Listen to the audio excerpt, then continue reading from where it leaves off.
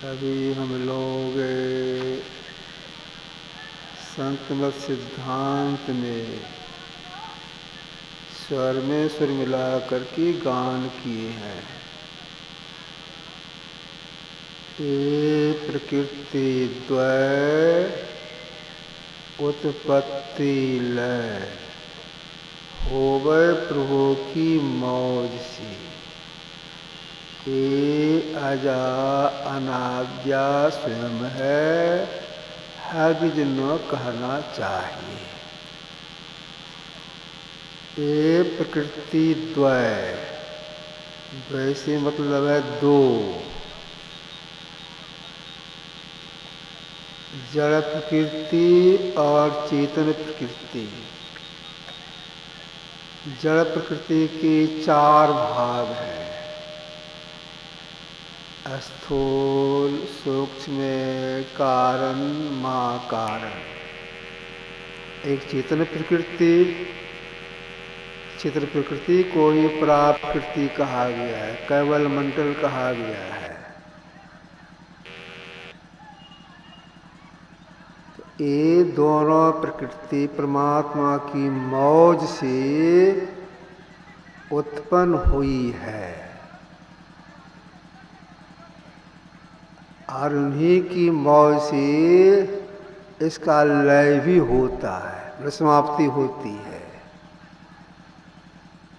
जो ऐसी समर्थशाली परमात्मा है, अगर उनका कोई साक्षात्कार करना चाहता हो तो सबसे पहले क्या करना होगा?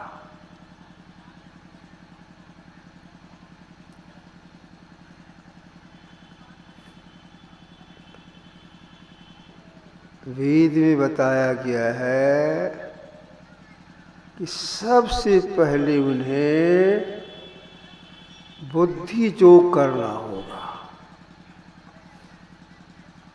इसके बाद मानस योग और अग्नि योग भी करना होगा। एक नंबर में रखा बुद्धि योग। तब अब बुद्धि योग क्या हो गया?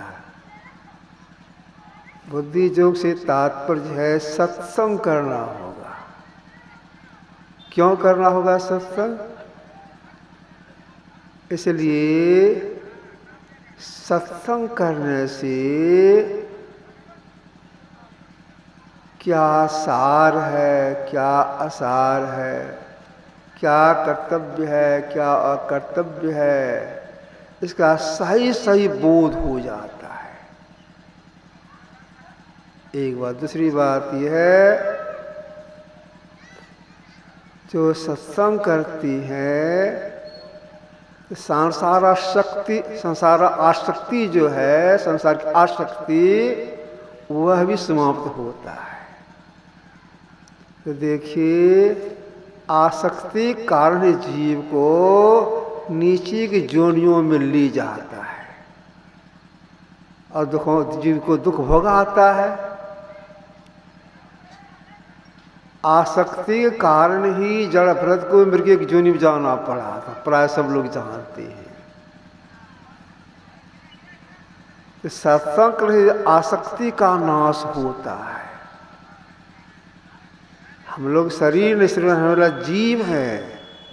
जीव को अच्छेद बंधन क्या है? समाज में कोई गलती करती हैं,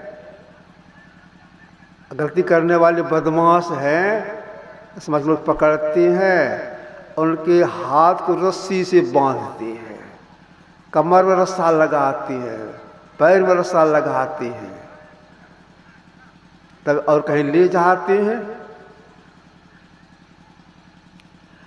यह तो शरीर का बंधन हुआ। जीव का बंधन, अच्छेद बंधन क्या है? यही आसक्ति। आसक्ति जीव को निश्च योनियों में ले जाता, दुखों को भोगाता है। अगर यही आसक्ति परमात्मा में हो जाए, संत महापुरुष के प्रति हो जाए, इसका मोक्ष के द्वार खुल जाए। यही बात भगवान कपिल कौन थे? 24 अवतार में एक अवतार थे भगवान कपिल। इनकी माँ का नाम था देवभूति। अब देखिए, पुत्र माँ को उपदेश करते हैं, क्योंकि भगवान कब तो अवतारी महापुरुष थे, तो माँ को उपदेश करते थे जिससे इस जीव का कल्याण हो जाए। तो भगवान कपिल ने अपनी माँ से क्या कहा था? प्रसंगम जरं पासमात्मने कवयो विदु स एव सत्कृतो मोक्ष द्वारम पावित्रम। भागवत पुराण। हे माता, विवेकी जन का कहना है संग और आसक्ति जीव का अच्छेद बंधन है। अगर यही संग और आसक्ति संत महापुरुष के प्रति हो जाए, उसका मोक्ष के द्वार खुल जाए। क्यों? सत्संग करने का वह संस्कार पड़ जाता है जिससे कि मोक्ष द्वार खुल जाता है, जीव का कल्याण हो जाता है। थोड़े काल महापुरुषों का संग का संस्कार जीव को कल्याण कर देता है। आदि शंकराचार्य आए संसार में, बहुत लोगों को उपदेश दिए। उस उपदेश के सिलसिले में भगवान शंकराचार्य ने कहा था, नलनी दलगत जलमति तरलम तद्वत् जीवन मति सह चपलम क्षणमिह सज्जन संगतिरेका भवति भवार्णव तरणी नौका। क्षणमिह सज्जन संगतिरेका भवति भवार्णव तरणी नौका।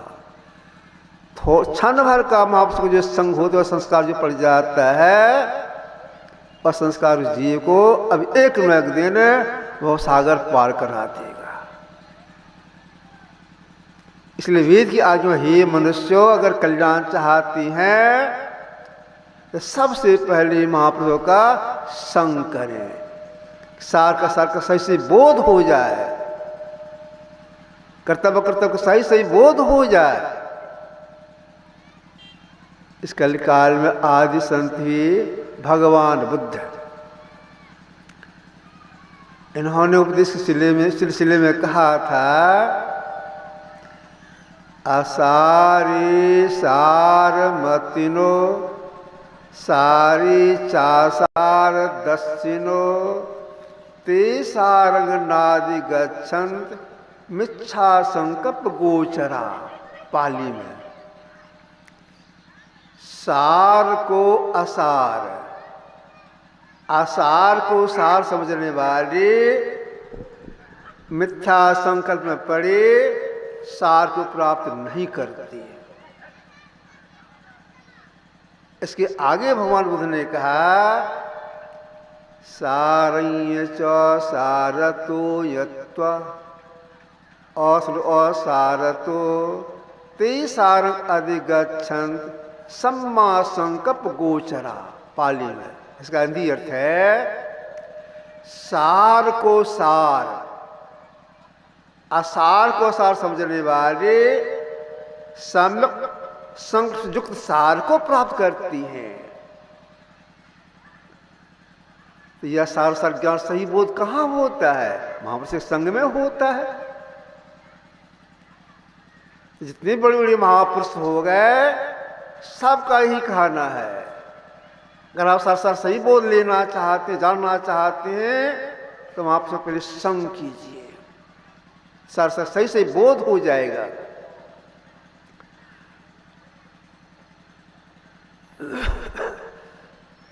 तो देखिए, जो थोड़ी काल भी सत्संग करते, महापुरुषों संग करती हैं, वो जीव की बुद्धि परमात्मा में लग जाती है और जीव का परम कल्याण हो जाता है।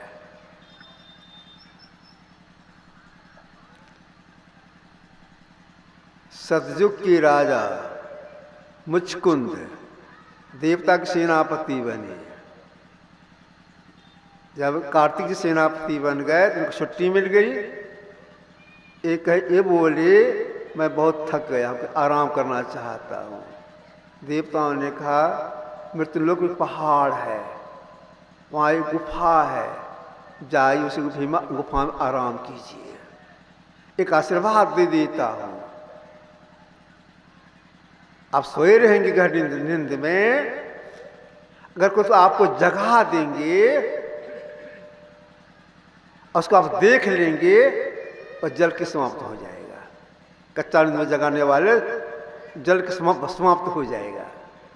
राजा मुचकुंद आए मृत्यु लोक, पहाड़ के पास गए, बहुत बड़ा बढ़िया गुफा था, उसमें जाके आराम करने लग गए, गहरी नींद में चले गए। बहुत थके थे, सेनापति थे। जब कृष्णावतार हुआ द्वापर युग के अंत में, एक बहुत बड़ा बलवान राजा हुआ, काल जवन, कई बार चढ़ाई किया भगवान कृष्ण की पुरी पर।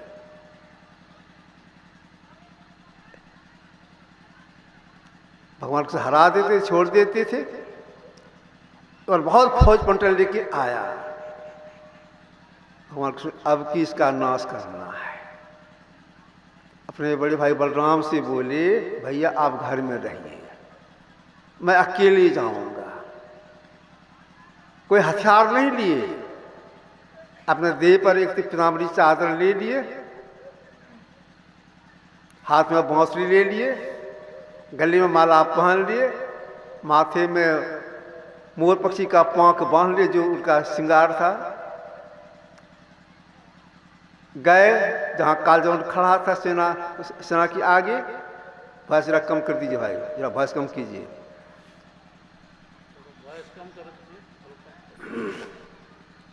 कालजवन देखता, अरे यही तो कृष्ण है, खाली हाथ आया है। जब वो खाली हाथ आया है तो हम भी खाली से लड़ेंगे, अब पटक पटक किसको मारेंगे, हथियार से नहीं मारेंगे। रथ पर से नीचे कूद गए। अब भगवान कृष्ण लीलाधारी थे, उनके आगे से भागे, कभी दूर कभी नजदीक, कभी दूर कभी नजदीक, दौड़ाते दौड़ाते लेके पहाड़ के पास गुफा में घुस गए। काल जब देखा घुसा है, भगवान कृष्ण क्या किए, गुफा में जब जैसे घुसे, उनको सब मालूम था पहले से ही। राजा मुचकुंद जो खराटा ले रहे थे करने में, अपनी पीताम्बरी चादर धीरे धीरे ओढ़ा दिए, बगल में जब छिप गए। काल जवन पहुंचे वहां, दौड़ता हुआ गया, घुसे गुफा में, देखता है यही तो कृष्ण सोया है। दौड़ा कितना दूर लाया, बाबाजी बन के सोया है। कृष्ण समझ करके राजा मुचकुंद को एक जोर से लात मार दिए। ऐसे लात प्रहार किए, राजा मुचकुंद का आंख खुला, और जैसे खुला काल जवन जल के समाप्त हो गया, उसका नाश हो गया। तब आए भगवान के सामने में, रामचंद्र, अरे कृष्ण अवतार हो गया, अब भगवान कृष्ण है, हाँ मैं कृष्ण हूं, उपस्थित किए हैं। उसी सिलसिले में राजा मुचकुंद ने भगवान कृष्ण से कहा था, भावाप वर्गो भ्रमतो जदा भवि जनस्य तरियोच्युत सत्समागम सत्संगमो यरिहि तदैव सद्गतो परावरिषि त्विजायति मति। भागवत पुराण। हे भगवान, यह जीव अनादिकाल से जन्म चक्र भटकता हुआ आ रहा है। जैसे छूटने के समय आता है तब इसको सत्संग प्राप्त होता है, और जिस क्षण सत्संग प्राप्त होता है उसी संजीव की बुद्धि आपके श्री चरण भगवान परमात्मा श्री चरणों में लग जाती है। कितना लाभ हो गया। इसीलिए महापुरुषों का कहना है, कष्टों को कष्ट का सामना करना पड़े, असंतों का संग करना हो तो जरूर कीजिए, चूकिए नहीं। क्या कारण बन चाहता है मोक्ष प्राप्ति करने का। सत्संग को कहा गया है परमात्मा का निज अंग, देहि सत्संग निज अंग श्रीरंग भव भंग कारण सर्व शोक हारी। तुलसीदास जी, तेज सत्संग निज अंग, हे परमात्मा, आपको सत्संग जो आपको निज अंग है, और क्या है, भाव को भंग करने का एक कारण है। ये कारण बन जाता है सत्संग। क्यों? इसलिए इस सत्संग का जो संस्कार पड़ जाते हैं, इसका संस्कार से जीव को परमात्मा का दर्शन होगा, कारण बन गया। तो संतों का जो संग करती है, संग का रंग लगता है, उनके अंदर अच्छाई आ जाती है, बुराई का नाश होता है। क्यों? ऐसा क्यों होता है? देखिए, प्रत्येक शरीर के अंदर में उनके गुण की आभा होती है। जो संत महापुरुष हैं, उनकी जो नैसर्गिक आभा होती है अति पवित्र, वह अति पवित्र आभा शरीर को घेरे हुए रहती है, दूर तक फैलती है। उस आभा के अंदर जो कोई आ जाती है, तो वह पवित्र आभा आने वाले शरीर में प्रविष्ट हो जाता है। लाभ क्या होता है? सरदा तप निशि शशि अपहारई, शांत दरस में पातक टरई, मतलब नाश। श्रुति के ताप को रात में चंद्रमा हर लेता है। ऐसे संत के दर्शन से पाप का नाश हो जाता है, इतना लाभ होता है। इसीलिए हम आपसे कहना, कष्ट का सामना करना पड़े, संतों करना जरूर कीजिए, चूकिए नहीं। कबीर संगत साधु की जौ की भूसी खाए, खीर खाना भोजन मिले साकट संग न जाए। साकट में किसको बोलते हैं? साकट जो मासूली खाते हैं, शराब पीते उसको साकट बोलती हैं। कबीर साहब कहना है, जौ की भूसी खाने का मौत आज खाइए, साधु के संग जरूर कीजिए। क्यों? आपके अंदर अच्छाई आ जाएगी, बुराई का नाश हो जाएगा, आसक्ति का नाश हो जाएगा, और आपके अंदर में इतनी अच्छाई आ जाएगी, आप संसार में पूज्य हो जाएंगे। कोई भी हो, इतने पवित्र उनके अंदर पवित्रता आ जाती है, संसार में पूज्य हो जाती हैं।